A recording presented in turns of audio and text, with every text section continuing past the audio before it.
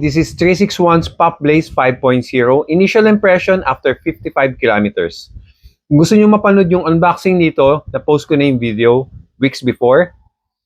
And we will review this and assess this as a maximal cushioned running shoes. Since meron siyang 30 to 32 mm na midsole sa harap and around 36 to 38 mm sa likod, meron siyang 6 mm drop. So, considered siya as maximal cushioned running shoes. First impression of 1 kilometer to 12 to 15 kilometers, na-feel ko na mas firm siya compared sa ibang maximal cushion kong shoes. Soft siya pero mas firm. So, in other words, pag apak ko pa lang, mas nasusupport niya yung weight ko. My weight is around 82 to 83 kilograms. So, I can really feel na sinasalo niya yung weight ko. So, ang sag niya is less ang sag compared sa ibang maximal cushion running shoes ko. Iba kasi lumulubog talaga ng ganyan. Hindi pa ako tumatakbo niyan. So, nakatayo pa lang, ganyan ang lubog ni iba. While on Pop Blaze, pag tayo ko, ganyan ang lubog niya. Okay? I can sense some softness, but it carries my weight enough to make my feet stable. And then once na tinakbo ko na, sa slow pace muna tayo, I can really feel na firm pa rin siya dito sa part na to. And then pagdating dito, pag nag-heel strike ako sa slow pace, malambot talaga tong part na to.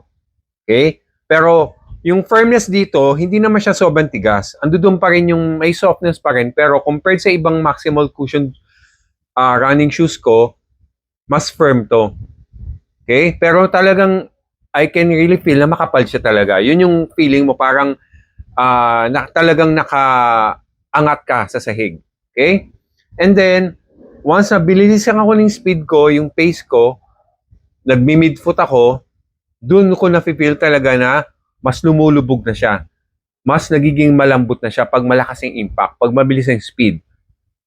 Okay, and what's nice and what's great about CQT Quick is, once na napalubog mo siya, binabalikan niya agad, mataas ang rebound niya. In other words, napalubog mo siya para i-protect niya yung katawan mo sa impact, at the same time, ibabalik ka niya agad. So, yun ang na-feel ko sa kanya. So, first kilometer to 15 kilometers. After 15 kilometers of break-in, doon ko na-feel na around 16 kilometers na of total mileage, doon ko na-feel na mas nagiging malambot na siya dito sa part, especially dito sa part na to. And mas lalo na dito. Okay? Naging malambot siya but hindi siya umabot sa pagiging mushy compared sa ibang talagang malambot na sapatos. Okay?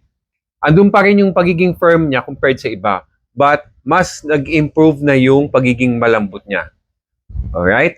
Pero yung rebound niya, andun pa rin yung rebound niya. Ang bilis pa rin yung rebound niya. Okay? In other words, pagdating mga 28 kilometers, since naka 55 kilometers ako dito, total mileage, mas na-feel ko talaga na mas nag-break in na yung midsole niya, mas naging malambot, but at the same time, very versatile yung midsole niya. Kasi makapal siya for long runs, at the same time, pwede kong bilisan yung pace while doing long runs or steady pace runs. Kasi hindi siya ganun kalambot na parang lumulubog na yung bagsak mo. Hindi siya masyadong mushy. Okay? So in other words, I can use this for long runs na may konting speed. Okay?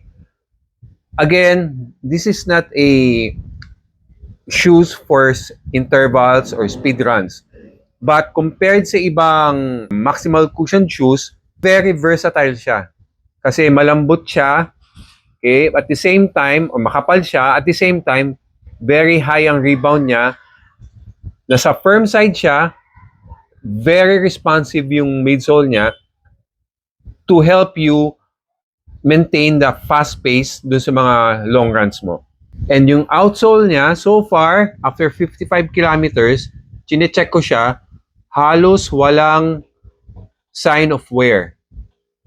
Considering na medyo manipis siya, nung una nga concern ko baka mabilis maupod kasi ang nipis ng outsole na to, no? But since my first run hanggang 55 kilometers, walang sign of wear. Hindi man lang siya nabawasan ng kapal. Okay? Pag close up talagang wala akong napansin na bawas. So mukhang aabot ng more than 100 kilometers tong outsole na to na maganda pa rin yung kapal niya. But since this is just an initial review, babalikan natin to ulit after 100, pagdating niya ng 100 or 150 kilometers total mileage. I'm logging every run with this pair. So, naka-take note lahat yan. So, yun ang binabantayan ko talaga, yung yung outsole niya kung mabilis maupod, and yung sensation ng midsole niya kung nag-iiba ba after break-in, and yung material niya, yung uppers niya kung nagiging mas maganda ba yung feel sa paa, kasi ang feel talaga nito is very wide. Roomy yung feel niya. So I have a really wide feet, and this one is true to size. Okay, so size 10 ako sa iba, and dito size 10 ako. Tama yung haba niya, but I can really feel na talagang may space pa sa loob. So I can wear thicker socks, which is more comfortable sa mga long runs, recovery runs. Okay, so hindi siya snug fit. So this is great for people with really wide feet. Okay, and then yung heel collar niya, ito talaga worth mentioning to kasi sobrang gusto ko yung softness niya. Hindi siya masyadong makapal kasi in-expect din na gagamit tayo ng thick socks, so hindi siya overly cushioned. Okay, so sakto lang yung kapal niya, pero ang gusto ko sa kanya material niya. Maganda yung material niya. Okay, hindi ko alam tawag dito, pero one of the best material na nakita ko. Okay, para sa ganitong price range. If you know the price, magugulat kayo. Kahit ako nagulat ako. Sa presyo niya, ang daming rubber, ang ganda ng quality ng finish niya, maganda yung ride niya. Okay, at least for the first 55 kilometers, para sa price niya, sobrang sulit. Longest run ko on this pair is 10 kilometers. I did several 10 kilometers. And then some runs na I tried it at a very slow pace, and then I increased the pace from 8 minutes pace hanggang 4 minutes pace, and so far ang sweet spot niya is 7:30, of course a slower pace, hanggang pinaka comfortable kong pace sa kanya is around 6 minutes to 5:30 minutes pace. Okay, I can still use this mga 4 minutes pace, but I can really feel yung weight niya. To be honest, hindi ako nagulat na kaya niya mag-i-handle yung fast-paced runs ng maayos, dahil yung experience ko sa Pop Blaze 4.0, maganda talaga yung rebound niya and responsiveness niya sa mga fast-paced runs. Okay? But this time, yung Pop Blaze 5.0, mas makapal siya, kaya mas na-feel ko yung heaviness niya kapag nasa mabilis na speed na. This is great shoes kung if you're running mostly long runs and easy runs, na may sisingitan mo ng konting fast-paced runs, ito yung shoes na yon. For maximal shoes, very versatile tong Pop Blaze 5.0. Very roomy, very comfortable. And one more thing, maganda ang support niya sa arch. This is a neutral shoes. Okay, I have a neutral arch. Pero pag nakatayo ako, na-feel ko talaga na sinusupport niya yung arch ko. Hindi nagko-collapse. Hindi nagsusupine, supinate, or nagpo-pronate yung paa ko pag nakatayo ako dito. So, maganda ang support niya sa arch. Okay, if you have a neutral fit, this is good for you, especially if you're doing long runs, walang sasakit sa arch natin. Maganda ang support niya. If you have a slight stability issue sa arch, pwede niyong gamitin to. Okay? Kasi may support siya sa arch. Perfect na perfect yung kapal ng CQT Quick midsole nito for long runs. So far, after doing 10K at a slow pace to moderate pace, na-feel ko yung body ko mas less pagod, mas less bugbog. Dahil nga ang kapal niya, no? And yung CQT Quick talaga is very responsive and mataas ang rebound niya. Kaya I can really feel na energetic siya for a maximal cushioned shoes. And I do most of my runs sa gabi after work. Kaya one thing I really appreciate sa ginawa nila dito is may malaki siyang reflector dito sa rear. Meron din dito sa side na yan. Okay, may reflector dyan. And then meron dito sa part na to, sa both sides meron yan. Meron din dito. Okay? So, madami siyang reflectorized part. So, sa mga mahilig tumakbo sa madaling araw at gabi, especially pag nag-long runs kayo, I suggest getting this dahil nga napaka-visible mo sa kalye. Yan, no? Ang laki niyan. Lalo pag madilim, makikita mo pag nailawan ang sasakyan yan, talagang umiilaw yan. Then one more thing, naulanan ako, sobrang lakas habang tumatakbo. Since, pansin nyo, very light ang color, di ba? Pero nung naulanan siya, tinakbo ko pa rin to kahit umuulan. Tignan nyo yung kulay, halos walang dumi. Oh. Hindi ko pa hinugasan yan. Di ba? Galing, di ba? Hindi ko in-expect kasi since light colored nga siya, in-expect ko maputik na yan. For some reason, hindi siya dumihin.